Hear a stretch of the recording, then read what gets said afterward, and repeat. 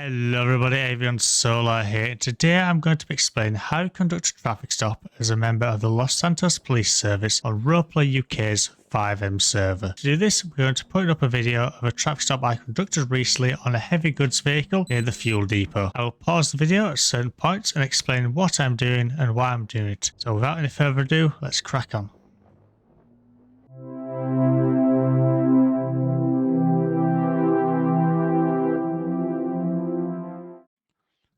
Okie dokie, so at the start of the video here, we can see I'm parked up on the junction between Poplar Street and Capitol Boulevard. The reason I parked here is so that I can look at these traffic lights. I'm watching to see if anyone goes through them at red, and if anyone's going through them at excessive speeds. Now, at this point it's worth noting that under UK law, specifically section 162 of the Road Traffic Act 1988, a constable can pull over any vehicle on the roads to do a documents check. This is checking things like driver's license, insurance and MOT. They don't have to have any other reason to pull you over than that you are driving a vehicle on the road and they want to check that you have a driver's license. Under section 163 of the Road Traffic Act, it's a requirement for drivers to pull over if signalled to do so by a constable in uniform. Now, obviously, we're here, we're looking at this traffic light, and I can tell you now, this truck in front of us is going to give us a reason to pull him over. He's going to go through these red lights. So let's have a look and see what I do. So, he's gone through the red lights. I pull out of where I'm parked, and I immediately switch on my blue lights. The reason I've switched on my blue lights is because I want to use my legal exemptions. I want to go through these red lights, treating them as giveaways, and I also want to speed to catch up to that vehicle and run ANPR checks, as well as get into a position where it will be safe to pull them over. I haven't activated my sounds yet. The reason I've done this is I will only activate my sounds when I feel it's safe for them to pull over to the side of the road. It's up to me to decide when I do that, and we'll cover that shortly on the steps I use when I'm deciding this. So we can see now, I'm speeding up to them like I said I was going to do, trying to close that distance so I can do the NPR checks.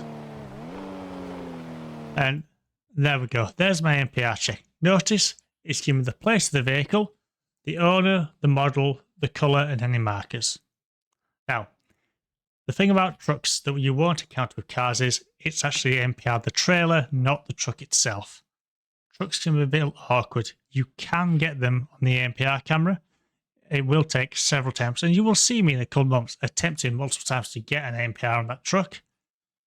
I'm not sure if I'm successful on this occasion. There are occasions where you are successful, but it's something you need to be aware of. If it's a car you're pulling over, you will get the information for the car in the NPR box. So I'm following, he's gone through another red light, still maintaining a distance behind him. He's going to turn right now onto Orchardville Avenue.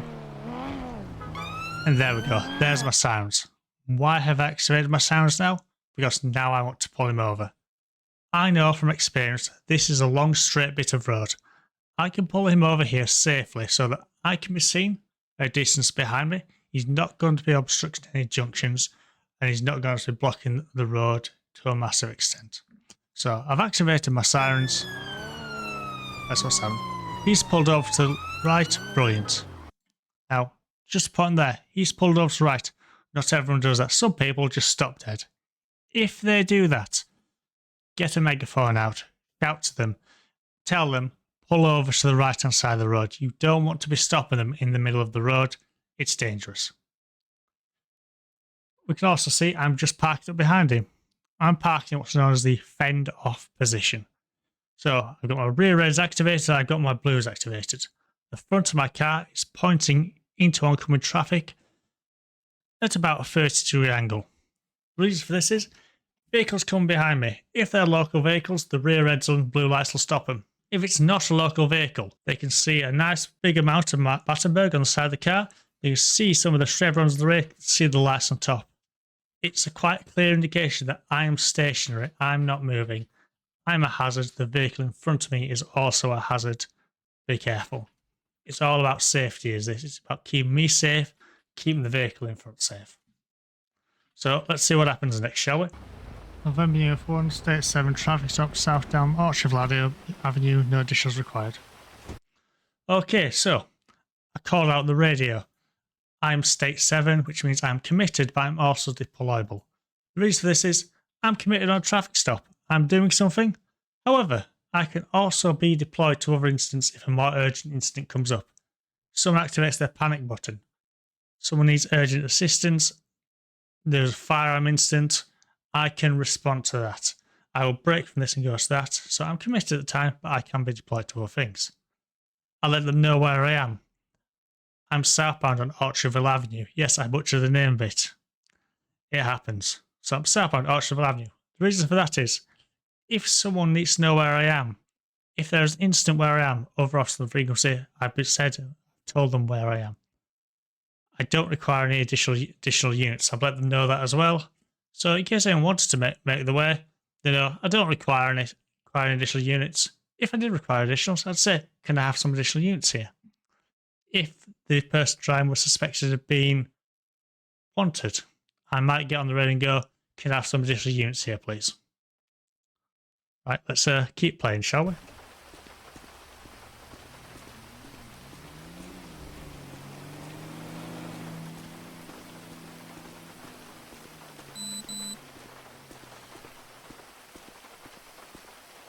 Afternoon, mate. Do you mind to step out of the vehicle so I don't have to stand in the middle of the road, please? Okay. Thank you. We're quite dangerous standing in the road, that's all. And, I don't want to be hit by a car, ideally. Okay, mate. Okay, so I went up to the driver's side of the car. Good afternoon, good morning, a nice greeting to them. Do you mind to step out of the vehicle and come to the side of the road? Like I said to him, it's for my safety. I don't want to be in the middle of the road. It's dangerous there. The amount of times I've been hit by vehicles when I'm in the middle of the road on a traffic stop. You want to get on the pavement? Ask them, try to convince them, come miss, down the side of the road, it's safe for both of us there. If they won't get out of the vehicle, okay, you go stand on the pavement, talk to them from the passenger side. Don't stand in the middle of the road. So, you're not under arrest at the moment in time, but before I speak to you, I've got to caution you, you do not have to say anything, but it may harm your defence if you do not mention when questioning something you later on in court. Anything you do say may gain evidence. Do you understand that? Yes, sir. Okay, so 2 things there. Firstly, notice I stepped back from him. Remember your basic training, reactionary gap. I don't want him to be right next to me. I want some distance between us, just for my safety. I don't know this individual. He might have a knife. He might try to attack me. My safety, I want that gap. I also cautioned him. Why am I cautioning him? I've not arrested him. Well, I told him, you're not under arrest. I'm going to caution you. The reason I'm cautioning him in is because I'm going to ask him questions about supposed offence. I'm going to ask him questions about that red light went through. I'm going to ask him questions about his manner of driving, especially around that corner. I want him to know that anything he says might be used as evidence, and this makes it admissible in court as well. So, I've cautioned him. Okay, mate. Any idea why I want to speak to you today? I'm assuming it's the driving. There, I've given him opportunity. Why do you think I want to have a word with him?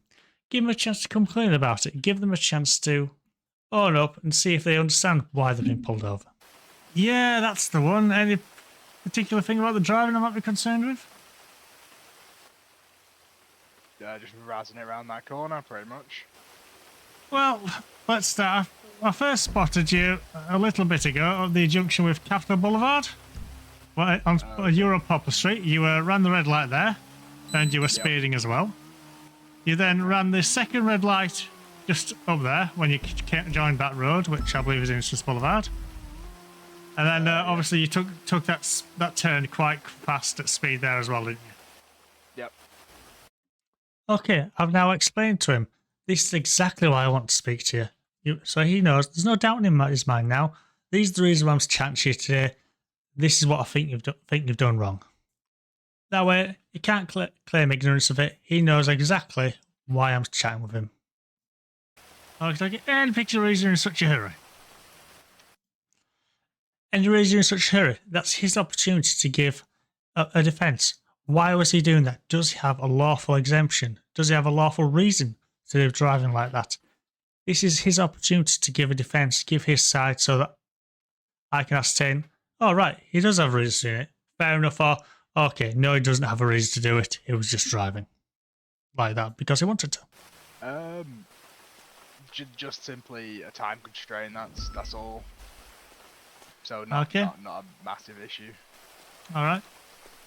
So it's not really working for you, that time constraint, because you wasted more time now that you've been stopped than if you'd have stopped the lights and driven sensibly, haven't you?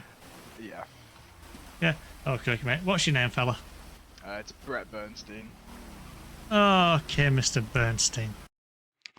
Okay. Now I'm trying to establish who he is. I've not asked him his name yet. Who are you? He's required to provide the certain information. One of the bits of information he's required to provide is his name, because he's been driving the vehicle. So I'm asking, okay, who are you? He says his name is Brett Bernstein. Right, cracking. What I'm going to do from here is I'm going to try to confirm that he is who he says he is. And does the vehicle belong to you? It does, yes. Okay. And do you have your ID today? No, I don't. Oh, let's have a look.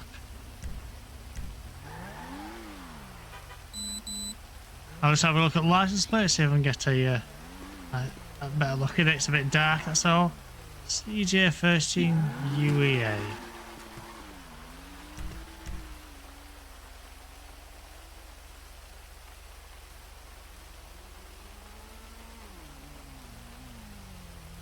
Okay, Mr. Bernstein.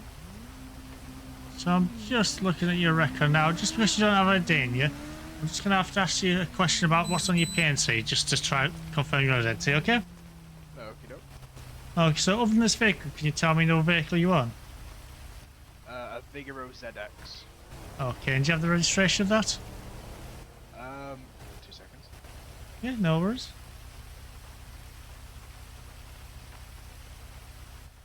D. Yep. DD03 UCY. Okay, that's brilliant. Okay, I'm now satisfied that this person in front of me is Brett Bernstein. Why am I satisfied that? Well, in Los Santos Police Service, we like to use 3 bits of information to identify someone if we can't use fingerprints. Fingerprints will always be the preferred method. However, I can't do that at the side of the road. So, 3 bits of information. First information, he's given me his name.